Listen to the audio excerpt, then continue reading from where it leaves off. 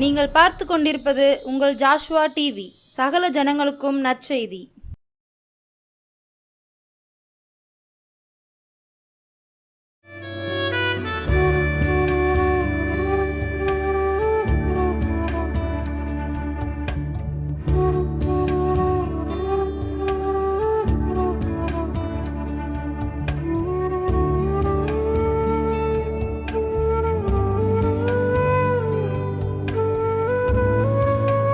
இந்த நாளில் உங்களை மீண்டுமாக ஜாஷ்வா டிவியின் மூலமாக உங்களை ஒவ்வொருவரும் பார்ப்பதற்கு கர்த்தருக்குள்ளாக நான் மன மகிழ்ச்சியாக இருக்கின்றேன்.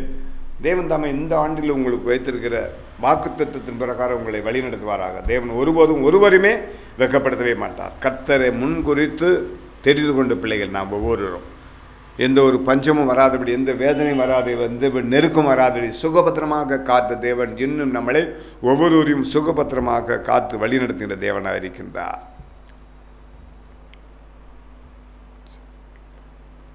இந்த நாளினுடைய ஆண்டுடைய பெரிய கிருபையினால் நாம் தெரிந்து கொள்ள வேண்டிய விஷயம் என்ன என்றால், செய்தியின் தலைப்பு எச்சரிக்கை பாதிப்பை தடுக்கும். நாம் எச்சரிக்கையாக இருக்கக்கூடிய விஷயங்களில் சில பாதிப்புகளை அதை தடை செய்யும்.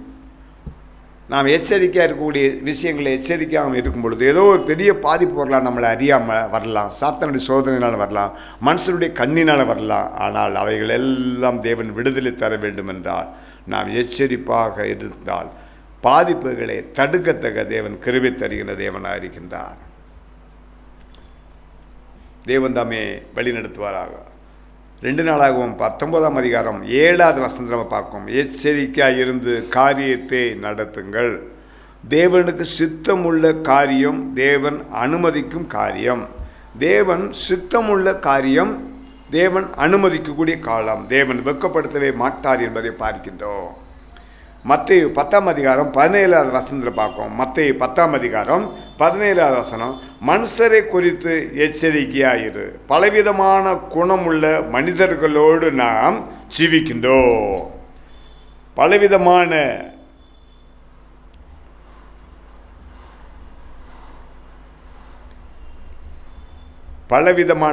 குணங்கள். எனக்கு அருமையான தேவச்சனமே, கர்த்தருடைய திட்டம் தீர்மானம் பலவிதமான குணங்கள் உள்ள ஜனங்கள் தானே.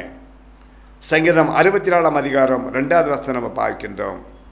கர்த்தருடைய திட்டத்தை தீர்மானத்தை அறிந்து நாம் செயல்படும் பொழுது தேவனை வெட்கப்படுத்தவே மாட்டார். எச்சரிக்கையாக இருக்க வேண்டும். குடும்பத்தில் எச்சரிக்கையாக இருக்க வேண்டும். சொந்த பந்தத்தில் எச்சரிக்கையாக இருக்க வேண்டும். இரத்த சொந்தத்தில் எச்சரிக்கையாக இருக்க வேண்டும்.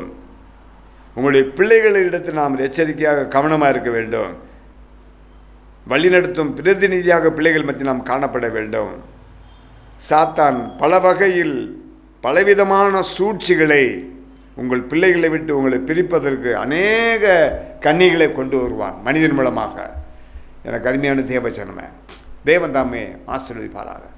கர்த்தரை நம்பின பிள்ளைகளுக்கு ஒருபோதும் குறைவு ஏற்படாது என்பதை பார்க்கின்றோம். உண்மைதான், ஒருபோதும் ஒரு குறைவும் ஏற்படாது என்பதை பார்க்கின்றோம். அதே போல் கர்த்தரை ஏற்றுக்கொண்ட ஜனங்களும் கூட, கர்த்தரை ஏற்றுக்கொண்டு பின்வாங்கிய ஜனங்களும் கூட சில கன்னிகளை கொண்டு வருவார்கள். கன்னி என்றால் மரண கன்னி. அநேக நெருக்கத்தை, கொடூரத்தை, எழும்ப முடியாத ஒரு சூழ்நிலை மேலே அநேக வன்கண்கள் மூலமாக கொண்டு வருவாள். நான் ரொம்ப ரொம்ப கவனமாக இருக்க வேண்டும். எனக்கு அருமையான தேவச்சனமே, கர்த்தருடைய திட்டம் தீர்மானம். உங்கள்கிட்ட ஒன்று சொல்கிறேன். நடந்த சம்பவத்தில் ஒரு சபையை ஊழியர் நடத்தி கொண்டிருக்கின்றார். அந்த சபையை நடத்தக்கூடிய ஊழியர் சில ஆண்டுகளுக்கு முன்பாக அந்த ஊழியரிடத்தில் 2 சகோதரிகள் அவங்க கேட்காங்க, மறுபடி ஐயா இந்த மாதிரி நாங்கள் நினைக்கோம் ஐயா அப்படின்னு அந்த ஊழியக்காரங்கிட்ட கேட்காங்க. 2 சகோதரிகள் கேட்காங்க. 2 சகோதரிகள் அந்த ஊழியருடைய கூட பிறந்த சகோதரிகள் கேட்காங்க. என்ன கேட்காங்கன்னா, அந்த உங்களுக்கு பிள்ளைகள்லாம் இருக்காங்க இல்லையா, அதை சம்மந்தம் பண்ணணும், உங்களுக்கு விருப்பம் இருக்கா யாருன்னு கேட்காங்க. அப்போ அந்த ஊழியர் நேர்த்தியாக சொல்கிறாரு, நாங்கள் கர்த்தரை ஏற்றுக்கிட்டோம், சபை நடத்துகிறோம், ஒரு சாட்சியான ஜீவியம் ஜீவிக்க நினைக்கிறேன். நீங்கள் மனம் திரும்பலை, ஆகால சார்ந்து இருக்கிறபடினால், விற்கிற கட்டுக்குள்ளே நீங்கள் இருக்கிறபடினால, பூக்குழி இறங்குறபடினால கவனமாக நீங்கள் மனம் திரும்புங்க. அப்போ பார்ப்போம். இப்போதைக்கு எங்களுடைய பிள்ளைகளை குறித்து நாங்கள் யோசிக்கலை அப்படிங்கும்போது அவங்க கேட்காங்க, சகோதரிகள் கேட்காங்க, அந்த ஊழியருடைய சகோதரிகள் கேட்காங்க.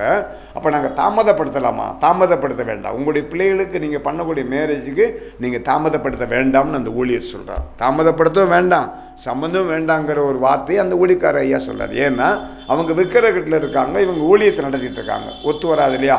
ஆகாளுக்கும் பாகாளுக்கும் உள்ள காரியங்களில் கர்த்தருடைய பிள்ளைகளுக்கு அங்கே வேலை இல்லைன்னு தான் நம்ம பார்க்கும். பிரித்தெடுத்தார் தேவன். அப்போ புரிஞ்சும் புரியாமலும் நேர்த்தியாக அந்த ஊழியக்காரங்க அந்த ஐயா அவங்கள்ட்ட சொல்லிட்டாங்க.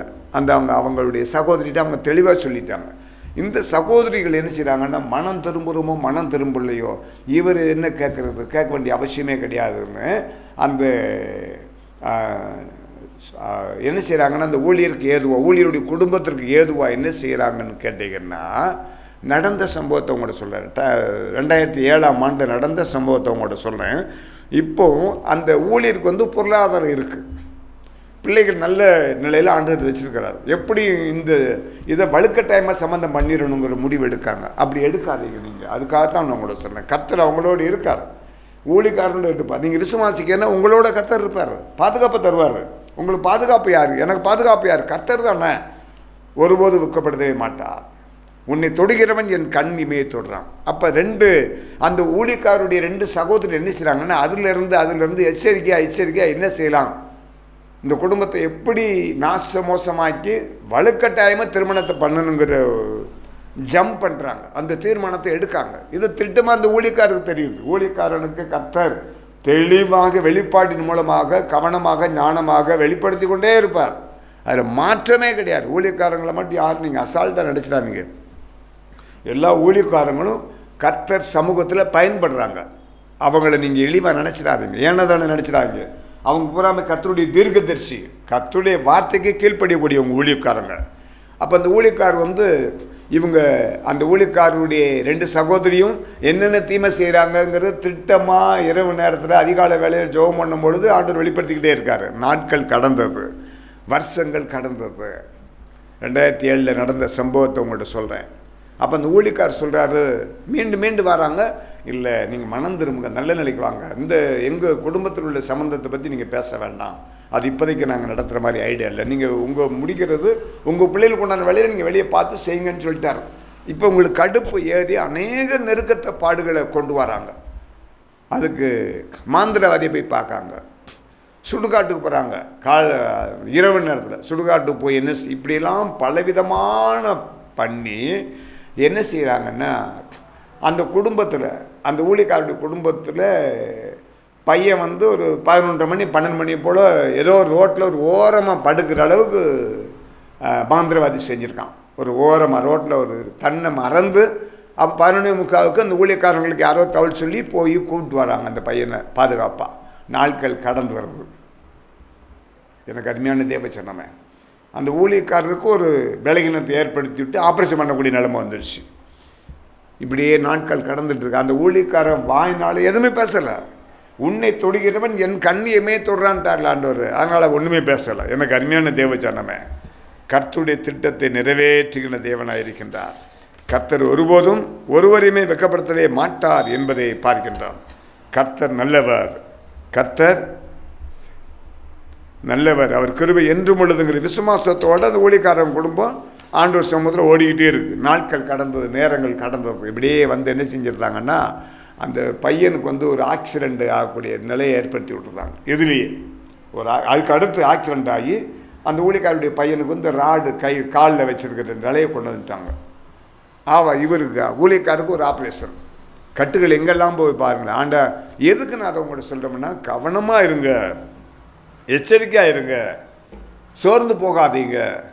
அதைத்தான் அல்லேலூயா அல்லேலூயா அநேக நெருக்கத்தை கொண்டு வராங்க. ஊழியக்காரருடைய மனைவிக்கு ஒரு பலகீனத்தை கொண்டு வராங்க. இப்படியே நாட்கள் போய்கிட்டே இருக்குது. இவங்க எல்லாமே கர்த்தருக்குள்ளாக வேரூன்றி நின்ற குடும்பம். அந்த ஊழியக்காரங்களுடைய குடும்பம், பிள்ளைகளை, மனைவி எல்லாமே கர்த்தருக்குள்ள வேரூன்றி இருக்கக்கூடிய அனுபவத்தை கர்த்தர் தந்திருக்கார் பரத்திலிருந்து. அதனால் அவங்கள ஒன்றுமே அசைக்க முடியல. நாட்கள் கடந்துச்சு, நேரங்கள் கடந்துச்சு, துன்பங்களா, துயரமா, பாடுகளா, உபத்திரங்களா எல்லாம் அங்கிட்டும் போவாங்க இங்கிட்டும் போவாங்க. எல்லா இடத்துலையும் நின்று ஐயோ அந்த ஊழியக்கார குடும்பத்தை ஒன்றுமே செய்ய முடியலேன்னு பார்த்து என்னெல்லாமோ பார்த்துருக்காங்க, முடியலை. நாட்கள் கடந்தது. எனக்கு அருமையான தேவச்சனமே, இந்த வேத வசனத்தை வச்சு உங்கள்கிட்ட சொல்கிறேன். செய்வினை அப்படிங்கிறது எப்படின்னு கேட்டீங்கன்னா, செய்கிறவனுக்கு வேணா போயிடும், அதான் செய்வினை, தாமதமாகும். நீங்கள் ஜெபம் பண்ணக்கூடியவங்களாக இருந்தால், நீங்கள் கர்த்தருடைய சமூகத்தில் எச்சரிக்கையாக இருக்கக்கூடிய பிள்ளைகளாக இருந்தால் பாவம் செய்ய மாட்டீங்க. கர்த்தரை நம்புங்க, ஆண்டவர் வெட்கப்படுத்தவே மாட்டார். நாட்கள் கடந்தது, நேரங்கள் கடந்தது. எந்த ஊழியக்காரருடைய குடும்பத்துக்கு செய்தார்களோ அந்த ஊழியக்காரருடைய சகோதரிகள், அதுக்கு மெயினாக இருந்த காரணம், ஒரு சகோதரியுடைய 2 பிள்ளைகள் இருந்துச்சு. 2 பிள்ளையுமே 2025 இறந்துட்டாங்க. எதிர்பாராத மரணம். இதெல்லாம் நடக்கும் அப்படிங்கிறக்காக நான் சொல்லலை. அந்த ஊழியக்காரனை வேதனைப்படுத்தக்கூடாது.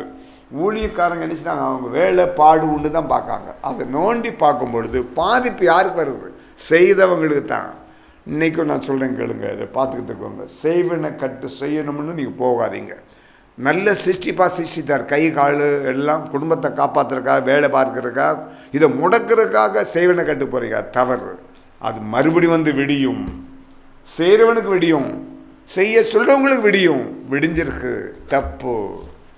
இன்றைக்கி சந்தோஷமாக இருக்கலாம், முடக்கிட்டோம், இன்றைக்கு முடாமல் ஆக்கிட்டோம், அப்படி செஞ்சுட்டோம் இப்படி செஞ்சிட்டோம்னு முடிவு பரியந்தம் பாரு நிலச்சிருக்கணும், அது உங்களுக்கே வந்து சேரும், தவறு.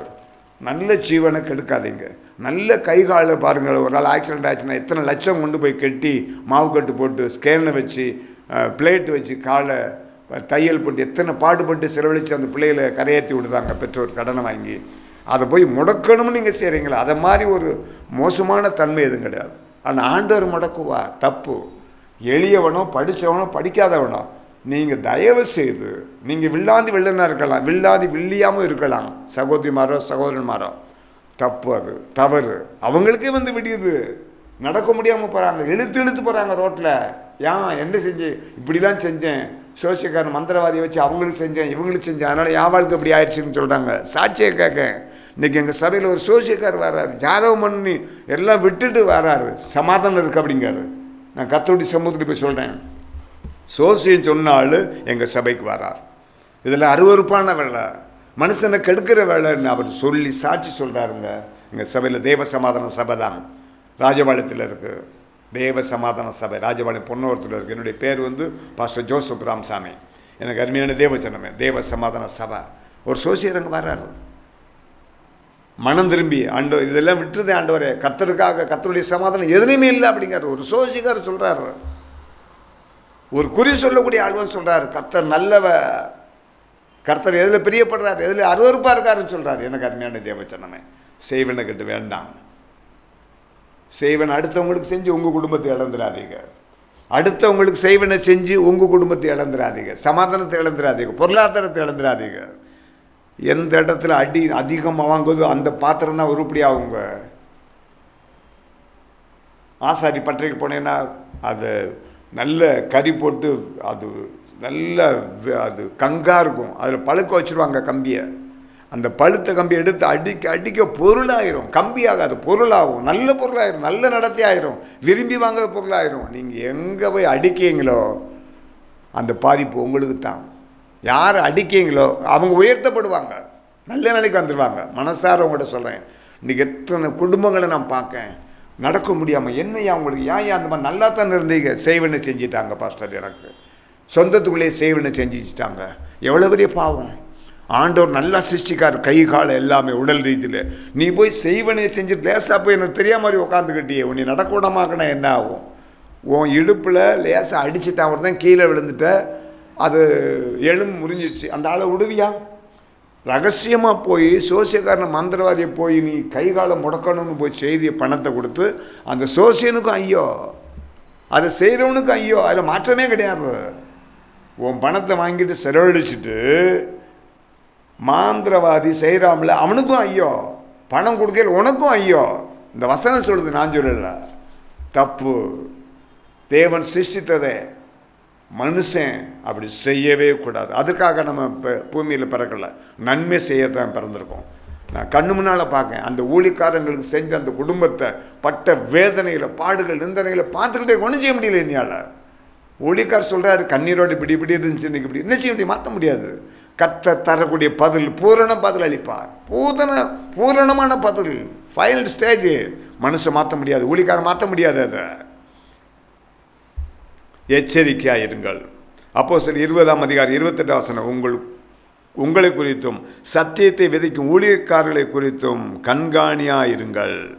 மந்தை தொழுவத்தை குறித்து எச்சரிக்கையாயிருங்கள். எனக்கு அருமையான தேவச்சனமே, எவ்வளோ வேதனை! அந்த ஊழியக்காரருடைய குடும்பத்தில் என்னென்ன செஞ்சாங்கன்னு உங்கள்கிட்ட சொல்லிட்டேன் சாட்சியை. ஊழியக்காரருடைய மகளுக்கு ஒரு புண்ணு வர்ற மாதிரி செஞ்சிட்டாங்க. மகனுக்கு ஒரு ஆக்சிடெண்ட்டு, திருமணம் சம்மந்தம் பண்ண மாட்டோம்னு சொன்னதுனால இப்படிலாம் பண்ணி ஊழியக்காரர் ஆப்ரேஷன், ஊழியக்காரருடைய மனைவி நடக்க முடியாமல் ஒரு விலகினோம். இப்போ என்ன ஆச்சுன்னா, யார் செஞ்சாங்களோ அவங்களுடைய பிள்ளைகள், அருமையான பிள்ளைகள், உற்சாகமாக இருந்த பிள்ளைகள், 2 பிள்ளைகள் 2025 காலி. நான் சந்தோஷமாக சொல்லலைங்க, தப்பு, அது தப்பு. அந்த வெளிப்பாட்டு மூலமாக சொல்கிறேன். ஆனால் பொறுமையாக இருக்கக்கூடிய கிருபை தந்தார் அந்த ஊழியக்காரனுக்கு. அந்த ஊழியக்காரனுக்கு பொறுமையாக இருக்கத்தக்க தேவன் கிருபை தந்தார். ஏன்னா அவருக்கு அந்த ஊழியக்காரன் நல்லா தெரியும், பூரண பதில் என்னோடு வரும், அவனவன் செய்யக்கூடிய தீமைக்கோ நன்மைக்கோ என்னோடு வரும். வந்துருச்சு. இன்றைக்கி அந்த ஊழியக்காரங்களை பார்த்து பேச அவங்க வைக்கப்படுதாங்க. தலைதெரிச்சு வேறு இடத்துக்கு போயிட்டாங்க. ஒரு இடத்துல நிற்க 4வது சபை. எனக்கு அருமையான தேவதை, நிலைத்திருங்க கிருபை. சிம்சோன் விழுந்த காரணம் என்ன? அவன் அபிஷேகம் அவனை விட்டு விலகிவிட்டது. சிம்சோன் எழும்பி பிரகாசித்த காரியத்தில் பார்க்கும். அநேக நாட்களாக சிங்கத்தின் வாயை 2 பிளந்தான். 300 நரிகளை வாளில் தீய வெட்டியை கட்டி ஒரு விவசாயத்தையே பாழாக்கினான். ஆனால் விழுந்து போன நிலையில் கடைசியில் கண் பிடுங்கப்பட்டது. மாவாட்டிக்கிட்டே இருந்தான்னு சொல்கிறோம். அபிஷேகம் விலகிருச்சுன்னா ஒன்றும் செய்ய முடியாது. கர்த்தர் தந்த அபிஷேகம் நம்மளோடு விலகிருச்சுன்னா ஒன்றும் செய்ய முடியாது. கர்த்தர் தந்த அந்த வல்லமை நம்மளோடு விலகிருச்சுன்னா மனுஷன் கிடையாது. வீண் பிரயோஜனப்படாது. வேண்டாம். நாய்களுக்கு எச்சரிக்கையாயிருங்கள். பிலிப்பியர் 3:2 நம்ம பார்க்கோம்.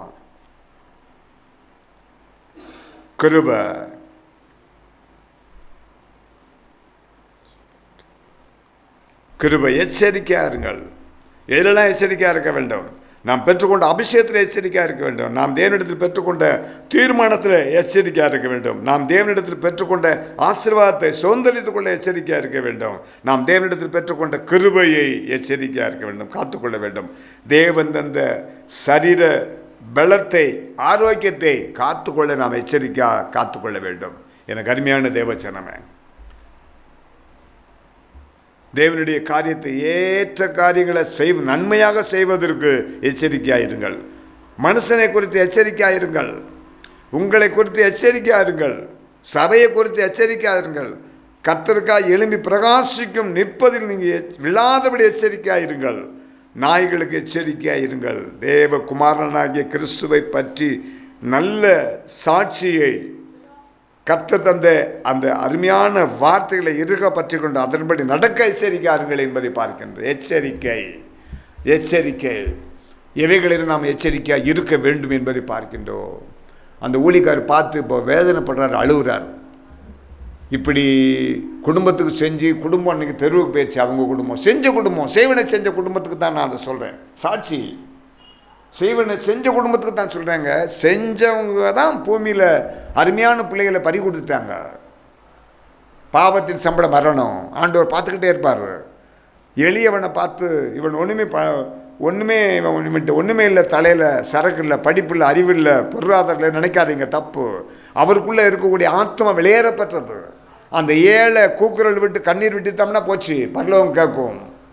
இஸ்ரவேல் ஜனங்களை முறையிட்டாங்கல்ல, பார்வோன்ட்டு இருந்த செங்கல் அறுக்க முடியல, இந்த பாடுபடுத்துகிறான்னு முறையிடும் பொழுது ஒரு அருமையான யோசுவாவையும் மோசேயும் தேவன் தெரிந்து கொண்டார். அதே போல் உங்களுடைய கூக்குரல் தேவ சமூகத்தில் இருக்கும். எல்லாத்துலேயும் தப்பிச்சிடலாம். அரசுகிட்ட தப்பிச்சிடலாம், மனுஷன்கிட்ட தப்பிச்சிடலாம். நான் இல்லை, நீங்கள் எப்போ பார்த்தீங்க அப்படின்னு சொல்லிடலாம். கர்த்தரை பார்க்க முடியாது. எல்லாமே வெட்ட வெளிச்சமாக காணப்படுகிறது. தேவ சமூகத்தில் வெட்ட வெளிச்சமாக காணப்படுகிறது. எச்சரிக்கையாயிருங்கள். தன்னுடைய குடும்பத்தை குறித்து எச்சரிக்கையாக இருங்க. கொடுக்கல் வாங்கல எச்சரிக்கையாக இருங்க. கணவனுக்கு தெரியாமல் ரூபா கடன் வாங்காதீங்க. மனைவிக்கு தெரியாமல் கடன் வெளியே வாங்காதீங்க. அத்தியாவசிய கடனை வாங்குங்க. இல்லைன்னா 2 பேரும் கலந்து ஆலோசனை பண்ணாமல் கடன் வெளியே வாங்காதீங்க. கடன் வாங்கிட்டீங்கன்னா கடன் கொடுத்தவனுக்கு நீங்கள் அடிமை. வசனம் சொல்லுது வேண்டாம். ஆலோசனை பண்ணி எச்சரிக்கையாக இருங்க. தேவ சமூகத்தில் எல்லாமே நம்ம எச்சரிக்கையாக இருக்கும் பொழுது தேவ சமூகத்தில் அது பாதுகாக்கப்படுங்கிற விசுவாசம் நமக்குள்ளாக காத்திருக்க வேண்டும். கர்த்தர் நல்லவர், அவர் கிருபை என்றும் உள்ளது. அவர் நீதிமானாக இருக்கின்றபடினால் நாமும் நீதிமானாக நடக்க வேண்டும் என்பதே தேவ சித்தமும் திட்டமுமாக இருக்கிறது. தேவன் தாமே வழி நடத்துவாராக. அவர் நல்லவர், அவர் கிருபை என்றும் உள்ளது.